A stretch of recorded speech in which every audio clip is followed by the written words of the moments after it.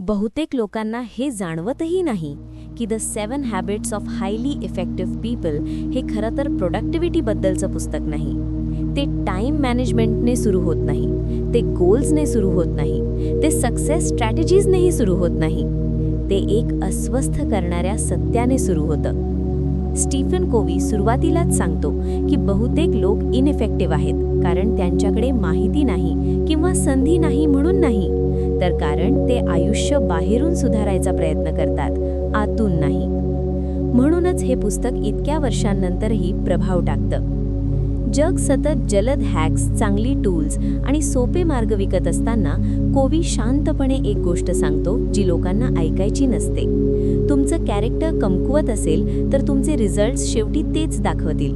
कितीही टेक्निक्स वापरल्या तरी दीर्घकाळ काही वाचवत नाही. या व्हिडिओमध्ये आपण समरी देणार नाही, हॅबिट्सची यादी वाचणार नाही, बुलेट पॉइंट्स मांडणार नाही. आपण या पुस्तकामागील विचार समजून घेणार आहोत, जसं कोव्ही स्वतः ते समजावतो. तुम्ही स्वतःकडे कसं पाहता, जबाबदारीकडे कसं पाहता, वेळेकडे, पॉवरकडे, नात्यांकडे आणि शेवटी आयुष्याकडे कसं पाहता, यात होणारा बदल. आणि शेवटपर्यंत राहिलात तर तुम्हाला कळेल की हे पुस्तक मोटिवेशनल नाही, ते कॉन्फ्रंटेशनल आहे. शांतपणे पण खोलवर. कोव्ही एका धोकादायक समजुतीला आव्हान देऊन सुरुवात करतो. चांगले रिझल्ट्स हवेत तर चांगल्या टेक्निक्स हव्यात, better communication tricks, confidence, productivity systems.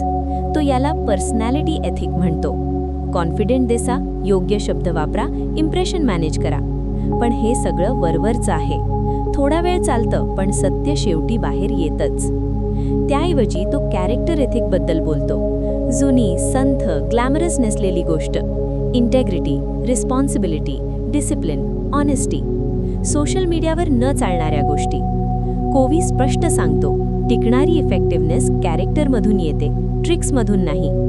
आतून अनस्टेबल असाल तर बाहेरची यशस्वी प्रतिमा शेवटी कोसळते. इथंच पुस्तक एक रेषा उडतं. कोव्ही तुम्हाला जलद जिंकायला मदत करत नाही जर ती जिंकणं टिकणार नसेल. तो तुम्हाला असा माणूस बनवू इच्छितो ज्यासाठी सक्सेस अभिनय नसून परिणाम असतो. यानंतर तो पुस्तकातील सर्वात महत्त्वाचा विचार मांडतो. तुमच्यासोबत जे घडतं आणि तुम्ही कशी प्रतिक्रिया देता यामध्ये एक स्पेस असते. बहुतेक लोक जणू ती अस्तित्वातच नाही असं जगतात. काही घडलं लगेच प्रतिक्रिया, कुणी काही बोललं दुखावणं, परिस्थिती बदलली घाबरणं, अडथळा आला हार मानणं. मग स्वतःला म्हणणं मी असाच आहे किंवा परिस्थितीच अशी आहे. कोव्ही म्हणतो हाच विचार तुमची पॉवर काढून घेतो. त्या स्टिम्युलस आणि रिस्पॉन्समधल्या स्पेसमध्येच तुमचं माणूसपण आहे. थांबण्याची क्षमता, निवड करण्याची क्षमता, इम्पल्सऐवजी प्रिन्सिपल्सवर कृती करण्याची क्षमता. प्राणी रिॲक्ट करतात, माणसं डिसाईड करतात. आणि जितकं तुम्ही ती स्पेस नाकारता तितकं तुमचं आयुष्य परिस्थिती, लोक आणि भावनांच्या हातात जातं. इथंच रिस्पॉन्सिबिलिटी येते. नारा म्हणून नाही, वास्तव म्हणून. तुमची भाषा तुमचा माइंडसेट उघड करते. रिॲक्टिव्ह लोक म्हणतात मी काय करणार, त्यांनी करू दिलं नाही, असं होतंच. प्रोॲक्टिव्ह लोक म्हणतात मी निवडतो, मी करतो, मी जबाबदारी घेतो. फरक पॉझिटिव्हिटीचा नाही, ओनरशिपचा आहे. दोष बाहेर टाकला की पॉवर बाहेर जाते. कोव्ही म्हणत नाही की आयुष्य फेअर आहे. तो म्हणतो तुमची प्रतिक्रिया नेहमी तुमची असते आणि हे स्वीकारणं कठीण आहे, कारण मग एक्सक्यूजेस राहत नाहीत. रिस्पॉन्सिबिलिटी आउटसोर्स केली की कंट्रोल सुद्धा जातो. एकदा हे मान्य केल्यावर पुढचा प्रश्न उभा राहतो. आपण जबाबदार आहोत पण कशासाठी? आपलं आयुष्य कुठे चाललं आहे? इथे कोव्ही सगळं संध करतो. तो सांगतो की आयुष्यातली प्रत्येक गोष्ट दोनदा तयार होते, आधी मनात मग वास्तवात. इमारत उभी राहण्याआधी डिझाईन होते, कंपनी सुरू होण्याआधी कल्पना असते आणि अर्थपूर्ण आयुष्य जगण्यासाठी आधी विजन असायला लागतं. बहुतेक लोक हा टप्पा टाळतात, गोल्स वारशाने घेतात, व्हॅल्यूज समाजाकडून उचलतात, विचार न करता चेस करतात. फ्युनरल एक्सरसाइज ड्रामा नाही, ते क्लॅरिटीसाठी आहे. पद, पैसा, अचीवमेंट्स सगळं फेड होतं. उरतं ते तुम्ही कसे माणूस होतात, लोकांची कसं वागलात, कशासाठी उभे राहिलात. जे हे आधी ठरवलं नाही तर आयुष्य डिफॉल्टने चालतं आणि ते बहुतेक वेळा समाधान देत नाही. इथे पर्सनल लीडरशिप आणि पर्सनल मॅनेजमेंटमधला फरक स्पष्ट होतो. चुकीच्या दिशेने खूप जलद जाता येतं. अर्थ नसलेल्या आयुष्याला ऑप्टिमाइज करता येतं. लीडरशिप विचारते, हा योग्य डोंगर आहे का? मॅनेजमेंट विचारते, मी किती वेगाने चढतो आहे? लोक दोन्ही गोंधळून टाकतात.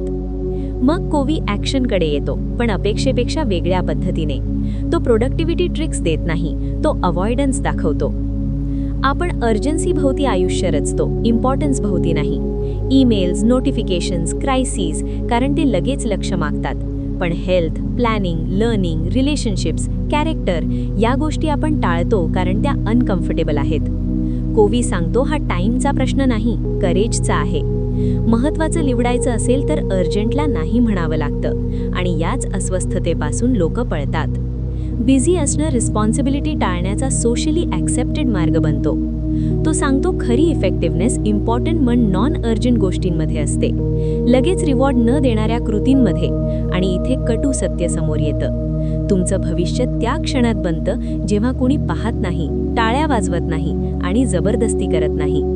डिसिप्लिन शिक्षा नाही, ती पुढील फ्रीडमची रचना आहे. यानंतर कोवी नात्यांकडे वळतो आणि इथे तो आणखी एक खोल समज मोडतो. आयुष्य म्हणजे स्पर्धा.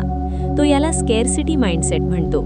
सक्सेस, रिस्पेक्ट, ऑपॉर्च्युनिटी मर्यादित आहेत असं वाटलं की आपण आक्रमक होतो, मॅनिप्युलेट करतो, डॉमिनेट करतो आणि ट्रस्ट हळूहळू संपवतो. कोवी दुसरा दृष्टिकोन देतो. आयडियलिझम नाही, रिअलिझम. तो म्हणतो, लॉंग टर्म सक्सेस ट्रस्टवर उभा असतं आणि ट्रस्ट झिरो सम खेळात टिकत नाही. विन विन म्हणजे कमकुवतपणा नाही, ते इतका आत्मविश्वास आणि प्रिन्सिपल्स असणं की नाती तोडणारे आउटकम्स नाकारता येतात. कुणाला हरवूनच जिंकावं लागत असेल तर ती ताकद नाही, इनसिक्युरिटी आहे. इमोशनल बँक अकाउंटची कल्पना इथे स्पष्ट होते. नाती डिपॉझिट्स आणि विड्रॉल्सवर चालतात. ऐकणं, प्रामाणिकपणा, वचन पाळणं, डिपॉझिट्स. इंटरप्ट करणं, डिसरिस्पेक्ट. Inconsistency, withdrawals. लोकांना इन्फ्लुअन्स हवं असतं पण बॅलन्स नाही. इथे कोवी एक प्रॅक्टिकल सत्य सांगतो. लोक समजून घेण्यासाठी ऐकत नाहीत, ते उत्तर देण्यासाठी, जज करण्यासाठी, स्वतःला मध्ये आणण्यासाठी ऐकतात. याला तो ऑटोबायोग्राफिकल लिसनिंग म्हणतो. परिणाम म्हणजे डिफेन्सिव्हनेस आणि ट्रस्टची कमतरता. कोवी हे उलटं करतो. तो म्हणतो, कुणाला खोलवर समजून घेणं कमजोरी नाही, ती लेव्हरेज आहे. लोकांना वाटलं की त्यांना समजलं जात आहे तर रेझिस्टन्स कमी होते, इन्फ्लुएन्स वाढते. हुशारीमुळे नाही, ट्रस्टमुळे. मग सिनर्जी येते, कॉर्पोरेट शब्दात नाही. कोवी म्हणतो, इनसिक्युरिटी क्रिएटिव्हिटी मारते. भीती असली की लोक डिफेंड करतात, रिस्पेक्ट असली की एक्सप्लोर करतात. सर्वोत्तम सोल्युशन्स कॉम्प्रोमाइजमधून नाही तर इगो बाजूला ठेवल्यावर दिसणाऱ्या तिसऱ्या मार्गातून येतात. इथे लोन वुल्फचा मिथ तुटतो. इंडिपेंडन्स महत्त्वाची आहे, पण स्केल इंटरडिपेंडन्समुळेच मिळते. जो इतरांसोबत काम करू शकत नाही त्याची इम्पॅक्ट मर्यादित राहते. शेवटी कोवी सस्टेनेबिलिटीबद्दल बोलतो. सर्वात डिसिप्लिन माणूस सुद्धा रिन्यू न केल्यास तुटतो. शरीर, ब्रेन, नाती, अर्थ सगळ्याची काळजी घ्यावी लागते. रिन्युअल टाळणं टफनेस नाही, ते फ्रेजिलिटी आहे. बर्नआउट डेडिकेशनचा पुरावा नाही, ते इम्बॅलन्सचा पुरावा आहे. प्रोडक्शन कपॅसिटीवरच प्रोडक्शन अवलंबून असतं. रिझल्ट्स देणाऱ्या सिस्टमवरच जर सतत कापत राहिलो तर ती सिस्टमच संपते. संपूर्ण पुस्तकाचा खरा मेसेज हाच आहे. ही हॅबिट्सची यादी नाही, हे अलाइनमेंटबद्दल आहे. तुम्ही कोण आहात, काय मानता, कसं वागता आणि इतरांशी कसे राहता यांचा मेळ. इफेक्टिव्हनेस अपघाताने येत नाही, ती आतून बाहेर तयार होते. आणि म्हणूनच हे पुस्तक आजही लागू आहे. कारण ते खुशामत करत नाही, ते जगाला दोष देत नाही आणि ते शॉर्टकट्स विकत नाही. ते शांतपणे पण ठामपणे सांगतं की तुमचं आयुष्य तुमच्या निवडीचं, सवयीचं आणि कॅरेक्टरचं प्रतिबिंब आहे. आणि ते एम्पॉवरिंग वाटेल की भयानक हे पूर्णपणे तुमच्या रिस्पॉन्सिबिलिटी स्वीकारण्यावर अवलंबून आहे. जर तुम्हाला हा व्हिडिओ आवडला असेल तर कृपया आमच्या चॅनलला सबस्क्राईब करा.